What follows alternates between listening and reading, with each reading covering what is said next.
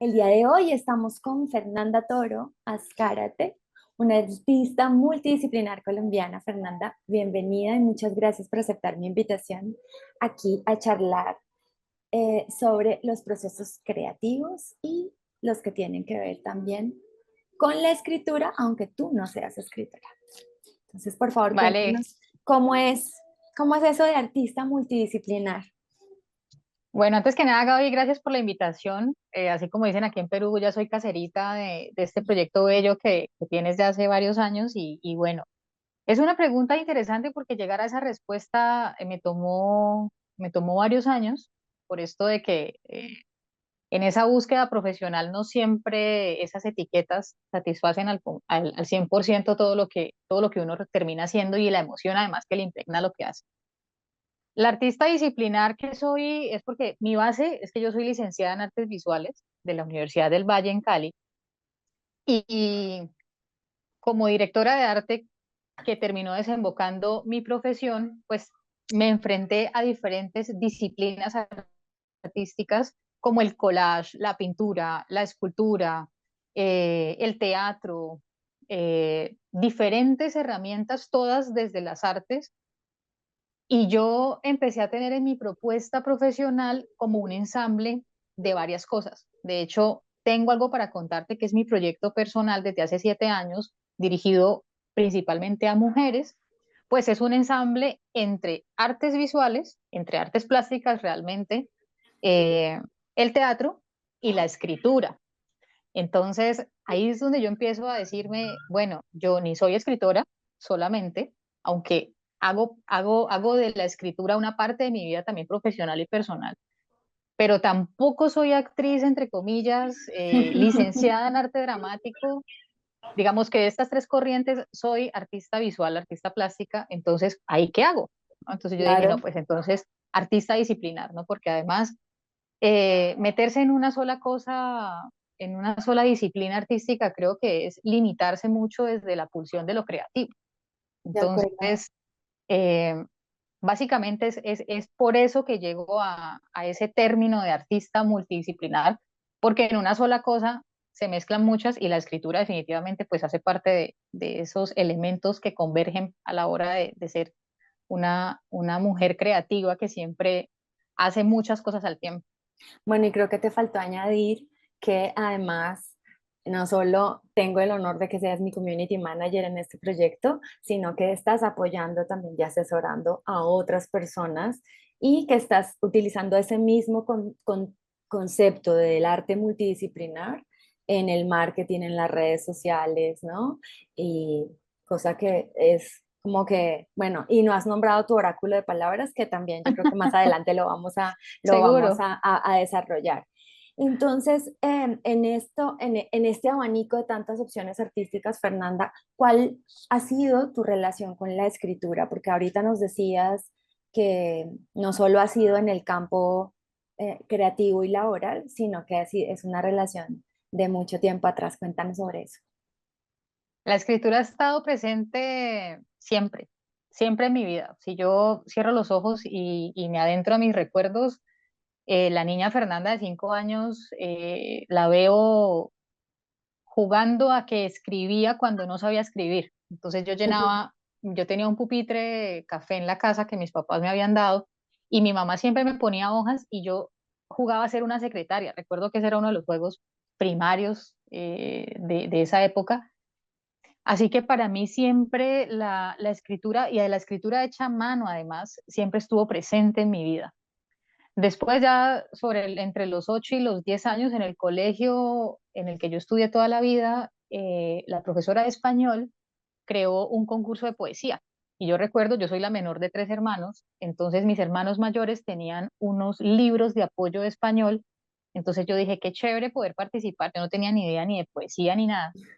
Entonces me acuerdo de verme varias tardes revisando esos libros y leyendo, no sé, Pablo Neruda, José Martí, Gabriela Mistral, para inspirarme y poder participar en ese primer concurso. Yo lamento, de verdad que una de las cosas que lamento en mi vida y me arrepiento profundamente fue de no haber guardado ese primer poema que hice, porque además gané ese primer concurso. Y era y te una, acuerdas más o menos lo que habías sí, escrito? claro, Ah, era una cosa loquísima porque era un hombre. Imagínate pues además la cosa loca de una niña de 10 años hablando en código de hombre o en clave masculina, recordando un amor que ya no estaba y comparaba el rostro de esa chica con partes de un atardecer. De eso sí me acuerdo perfecto.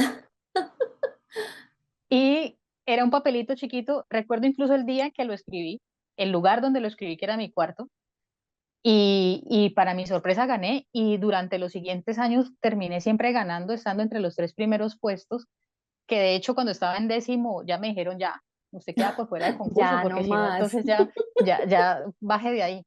Tuve también la escritura cerca como una manera de desahogo desde muy temprana edad. Yo creo que a todas las niñas o a una gran mayoría, uno de los regalos en las fiestas o en las sorpresas o en los cumpleaños era que nos dieran un diario. Diario. Entonces, en ese diario, pues yo ponía mis encuentros con mis amiguitas, el día a día del colegio, si algún chico me gustaba también, digamos que consignaba todo eso. Y para mí era muy importante, eh, ahora que me veo como la adulta que soy, me llama la curiosidad no haber conservado eso, porque siento que la pulsión principal mía era sacar lo que yo tenía dentro y Ujú. que era algo que yo no podía compartir o que no me interesaba compartir con las otras personas, sino que ese diálogo interno conmigo misma se quedaba solamente en el acto de escribir, no de conservar lo que escribía, porque yo recuerdo que desde muy adolescente yo no conservaba, no me llamaba la atención conservarlo, cosa que ha cambiado con el tiempo porque todavía tengo como en los últimos años, conservo algunos cuadernos, pero hasta el sol de hoy sigo teniendo la escritura como un elemento vital para esos diálogos conmigo, para no enloquecerme un poquito más de lo que a veces la vida misma y sus antojos nos llevan, eh, pero siempre ha estado presente y obviamente pues cuando uno ya hace su inmersión profesional y más por elección que yo elegí una carrera artística, pues era inminente que la escritura de todas maneras iba a estar presente en ese proceso. Muy bien. Y entonces ya nos has hablado de tu laboratorio que se llama Tengo algo para contarte, que tiene un módulo de escritura. Entonces, ahí digamos que la escritura se vuelve una herramienta, ¿no? Una herramienta en el momento de hacer este ensamble creativo. Cuéntanos, cuéntanos cómo se desarrolla esa herramienta dentro de tu trabajo. Ya, digamos como Ten- la escritura aplicada. ya, tengo algo para contarte, nace como la urgencia, nace en la urgencia de atreverse a decir las cosas que normalmente no decimos. Entonces, el desafío era cómo contar esas historias que a veces están enquistadas, que nos duelen, que nos cuestan, que generan un malestar, pero pocas veces nos arriesgamos a verlas de frente.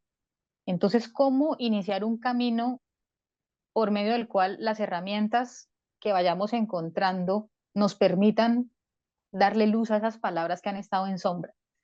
Entonces, dentro de ese proceso, la escritura apareció. Y la escritura apareció porque cada una de las mujeres que pasan por este taller terminan escribiendo un monólogo a partir de su propia historia. Entonces, hay una primera fase en donde ese diálogo es solo de ellas mismas con su interior y hay diferentes ejercicios que, pues, digamos, son como ejercicios en caliente, no es que se les deje como una tarea tipo escuelita universitaria, ¿no? Donde uno les deje diferentes cosas, sino es a partir de convocar a una emoción que se hace con otros ejercicios desde el cuerpo, además. Eso me parece interesante, es todo ese tejido que se hace desde la emoción que atraviesa el cuerpo, cómo el cuerpo la traduce y cómo, digamos, el vestigio que queda ya en lo tangible es la escritura. Y entonces, ¿cómo no dejarlo pasar simplemente, sino que la escritura se vuelva ese soporte o ese testigo, además directo, de esas emociones que las han atravesado? Entonces, ellas durante ese proceso escriben o se inspiran en su historia, pero primero hacen todo un vómito, en el mejor de los sentidos, de muchos textos que nacen desde la víscera, desde la entraña y desde el dolor también, Claro. pero albergando la esperanza y con la promesa además de que una vez transitada la tormenta está la luz de la distancia emocional que se logra cuando uno escribe. Entonces, esa ha sido la manera en donde la escritura ha estado, porque yo siempre lo digo, es mucho más fácil llorar escribiendo que llorar contándole a alguien las cosas, ¿no? Claro. Entonces, ese ha sido el proceso de cómo la escritura hace parte, es uno de los tres pilares de la propuesta de Tengo algo para contarte. Y en tus otros desarrollos creativos que no sean el laboratorio, ¿también utilizas la escritura? Sí, eh, con la pandemia llegó Toro con Lazo, que es un emprendimiento que tengo con mi pareja, que es el músico Javier Lazo de aquí de Perú. Y empezamos a crear contenidos digitales para niños de la primera infancia, de los 0 a los 5 años. Entonces, ahí cuando yo refuerzo también esto de multidisciplinar, porque está licenciada en artes visuales y que ha estado inmersa también en el cuento del teatro, pues nunca había escrito canciones para niños. Entonces ahí fue como decir, ¿cómo carambas escribo una canción para niños? Porque además yo no soy mamá. Entonces digamos que no está esa pulsión de arrullar a una persona chica, ¿no? Y entonces yo decía, no, pero ¿y ahora qué hago? Entonces recuerdo que la primera canción que hice, que se llama Mi Guaguita, la hice porque empecé a escribir una nana que me cantaba mi mamá cuando era niña, y no es que yo me acuerdo de que me la cantara, sino que mi sobrina mayor, que la crió mi mamá, entonces mi mamá siempre se la cantaba por las noches, entonces yo empecé a volver a escribir la letra como me acordaba y a como a recordar la melodía. Entonces la escritura apareció como una revelación en ese sentido porque conectando con la letra yo empecé a crear mi propia letra. Entonces fue un ejercicio bien poderoso que se ha repetido porque seguía haciendo canciones para niños y niñas en general para las infancias, y ese ha sido un método importante. Entonces, lo primero que yo hago es que yo hago como una inmersión en los referentes musicales muy latinoamericanos, de ritmos latinoamericanos y de letras. Y como yo soy licenciada en artes visuales, entonces mi mundo se configura por medio de imagen. Entonces, Ujú. eh, yo lo que hago en las historias es, o cuando me siento a escribir, hay como una preescritura y es que entonces allí hago todo suelto como todas las ideas, como una lluvia de ideas, pero por escrito, de frases sueltas, acudo también a mis recuerdos de infancia, de lugares, de olores, de sabores, de personas, y entonces escribo, y entonces me quedo como con una hoja llena de muchas imágenes. Esa es como mi manera digamos, de vaciarme en el proceso creativo. Entonces la escritura me ayuda a que yo lo pueda ver en letras, pero a que yo empiezo a configurar. Entonces ya después es como jugando un Tetris, lo veo yo, ¿no? Como que, esta frase me gusta, la empalmo con esta y ahí va saliendo Vas, esto. vas armando un rompecabezas también. Voy armando un rompecabezas, pero siempre como que me baseo en recuerdos, me baseo y la escritura definitivamente es eso, ¿no? Es como un gran cántaro donde uno pone todo lo que uno lleva por dentro, bueno, malo, regular, los sueños, las frustraciones, las cosas chéveres, las no tan chéveres, las que pudieran estar mejor, pero definitivamente es un bálsamo poder hacerlo porque además no te juzga. El papel nunca te va a decir, ya no escribas más del mismo tema. Siempre va a estar allí con los brazos abiertos y disponible para lo que uno quiera hacer. En tus procesos creativos, Fer, ¿te acechan los miedos? Todo el tiempo.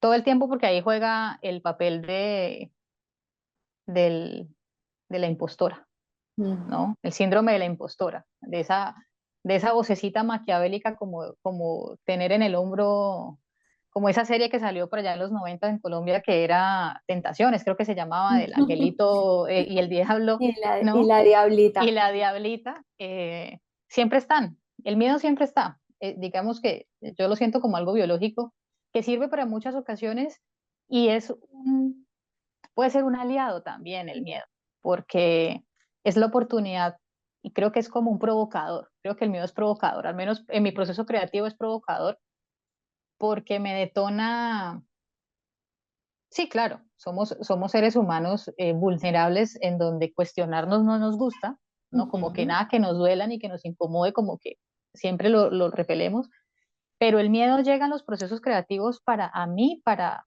provocarme en el buen sentido de la palabra. Entonces, claro, es si esto lo estoy haciendo y va a sonar bien, yo con qué autoridad, cuando empecé a hacer música para niños, además en un país que no era el mío, entonces yo decía, pero y a quién le va a gustar esas canciones, yo cómo me voy a enfrentar a hacer una canción en un ritmo que yo no conozco, porque además también esto me permitió conocer todo lo plural que es la música peruana, Mm. que digamos internacionalmente solo se conoce como por una cuestión andina, pero la riqueza de los ritmos peruanos es Es muchísimo grandísima. más diversa. Claro, es súper diversa, entonces eso también me permitió, pero claro, había el miedo acechando de que no fuese de calidad, de que no gustara, o de que simplemente lo que yo estaba diciendo era cualquier cosa y había alguien mejor que lo estuviera haciendo, ¿no? Eso era como lo típico, pero siempre acecha, siempre. ¿Y qué antídotos tienes para neutralizar esos miedos? Una herramienta que a mí me ha servido un montón, no solamente en los procesos creativos, sino en mi persona, o sea, en mi desarrollo personal, es una herramienta que llegó a mí en el 2021 que se llama el oráculo de palabras. Y es que un día hice un taller para precisamente alentar en tiempos de pandemia, escribir teniendo una bitácora de vuelo. eh, y esa herramienta salió como algo muy sencillo que es un sobre.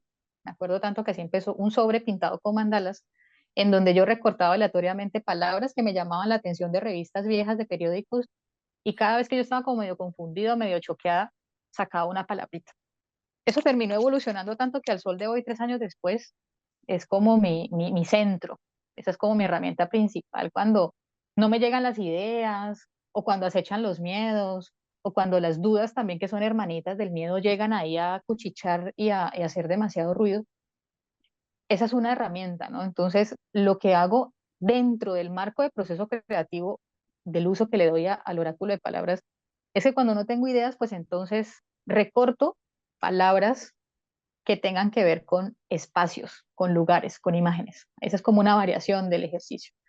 Y ya con todo eso sobre la hoja en blanco, empiezo a jugar, que creo que también es importante no Y tomarse la vida tan en serio. vuelves a tu rompecabezas. Vuelvo, exacto, vuelvo a mi rompecabezas y al poder de las palabras, ¿no? Hemos escuchado mucho eso. Miguel Ruiz en su libro Los Cuatro Acuerdos, uno de esos pilares es ser impecable con las palabras. Así que siento que la palabra escrita además es súper poderosa. Entonces, ya verla es otra vez como una raíz que se sostiene en quiénes somos. Entonces, ese es el antídoto principal, cuando la cabeza está muy volátil y cuando los miedos lo están llevando uno a un universo paralelo, desconocido. Ahí lo importante es ponerle tierra a la cosa y poner los pies sobre la tierra y el oráculo de palabras es una muy buena herramienta porque además es eso, es que la palabra existe, da peso, sostiene y te da confianza. Entonces todas esas dudas y todos esos miedos salen como por ahí volando como bichitos feos. Bueno, mi Fer, entonces, tú que no estás, digamos, con todo el tiempo escribiendo, pero que usas esa herramienta, la escritura para tus procesos creativos, ¿qué le dirías a las personas que sí van a escribir y que se van a enfrentar a este viaje de la escritura? ¿La recomendarías? A ojo cerrado. Yo siento, y también con las mujeres con las que he trabajado estos 7 años, les digo que la herramienta más poderosa es la escritura. Y la tenemos allí. Lo que pasa es que ha sido satanizada porque precisamente ha sido acuñada a un contexto académico de 2x2 y es todo lo contrario. O sea, por eso también me parece muy bello tu proyecto de pájaros de letras, porque es que realmente la escritura es eso, es como un cielo inmenso donde uno puede volar con las alas que quiera, del tamaño que quiera, a la hora que quiera, y no hay filtro. Lo que les decía hace un rato es, el papel jamás te va a decir, no escriba más de eso, ni te va a cuestionar, ni te va a cuestionar lo que estás escribiendo, pero sí te va a interpelar. Entonces, si están en procesos donde se están arriesgando a ese camino interno, no duden en ocupar su cabeza, su mente, su alma en escribir, porque además es súper revelador y es muy revolucionario también. Llega a ser incómodo, pero esa incomodidad se vuelve un disfrute con el tiempo. Que se permitan también el error, ¿no? Las Tachar, preguntas, fallar, fallar, tachar las equivocarse. palabras. eh, de verdad que la escritura lo soporta todo y es una herramienta muy amorosa también y muy compasiva con quien se entrega a ella. Así que independiente del proceso creativo en el que estén, independiente del momento de la vida en el que estén, sean que estén en los gloriosos o en los dolorosos o en los penosos, eh, entréguense a la escritura porque de verdad que solo van a pasar cosas buenas, más allá de si el otro o las otras personas lo notan. Creo que la escritura también logra esa maravilla de ser bálsamo para uno mismo y de que aquello que uno escribe creyendo que solo le pasa a uno, puede fácilmente también volverse una voz universal.